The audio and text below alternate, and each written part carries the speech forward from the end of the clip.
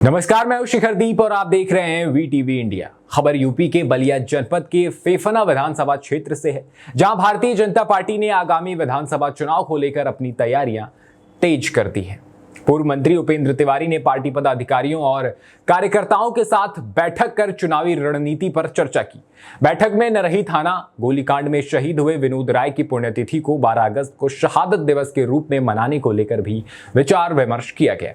इस दौरान उपेंद्र तिवारी ने कहा कि शहीदों का सम्मान और उनके परिवार की जिम्मेदारी पार्टी की प्राथमिकता है। उन्होंने सभी पदाधिकारियों और कार्यकर्ताओं से आह्वान किया कि वे विधानसभा चुनाव की तैयारियों में पूरी मजबूती के साथ जुट जाएं, क्योंकि चुनाव कभी भी घोषित हो सकते हैं।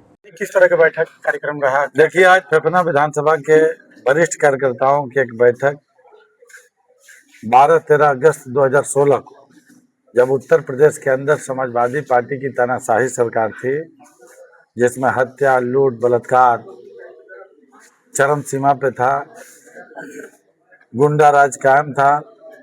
उस समय मैं फेफना विधानसभा का तत्कालीन विधायक था। एक हमारा भारतीय जनता पार्टी का कार्यकर्ता चंद्रमा यादव था, जो पशुपालक था। उसको इंसाफ और न्याय दिलाने को लेके फेफना थाने का हमने अचानक घेराव किया, क्योंकि उसको वहाँ का इंस्पेक्टर राजेश यादव फर्जी मुकदमे में फंसा रहा था। उसको बुला रहा था कि तुम पैसा दो, नहीं तो तुम्हारे घर के लड़कों को मैं फंसा दूंगा। वह बात फरियाद करते हुए मैं पचगावा में घूम रहा था, आया, वो बताया।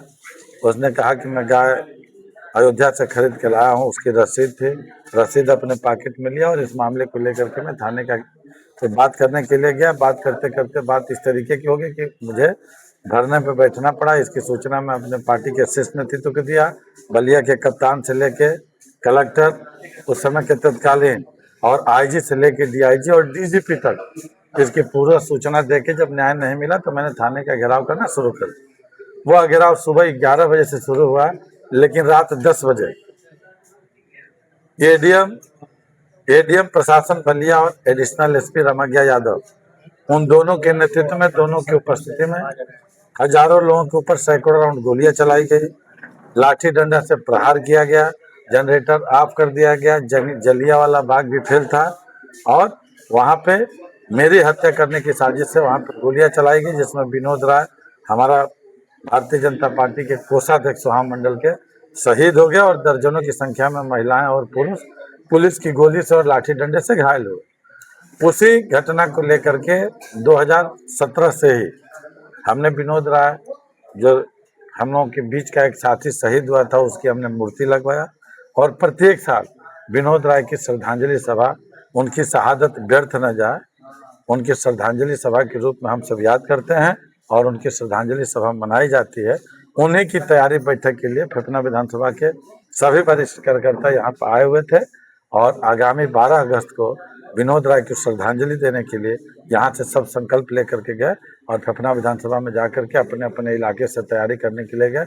उसी में माननीय प्रधानमंत्री जी की तरफ से इस देश को आज़ादी दिलाने के लिए, जो हमारे आपके पूर्वजों ने जो देश को आज़ादी दिलाई है, जो परतंत्र से स्वतंत्र हम लोग हुए, उन अमर वीर शहीदों को भी नमन करने के लिए माननीय मोदी जी और माननीय योगी जी और माननीय अमित शाह जी के नेतृत्व में तिरंगा यात्रा भी पूरे देश और प्रदेश के अंदर निकलती है। वह यात्रा भी 9 अगस्त से लेकर 15 अगस्त के बीच में चलती है।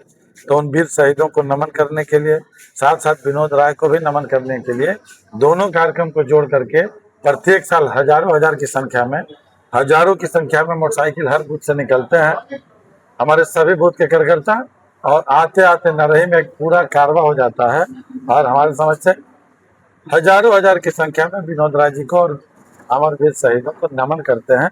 उसी श्रद्धांजलि सभा के लिए, विनोद राय को श्रद्धांजलि देने के लिए आज तैयारी बैठक का कार्यक्रम हुआ।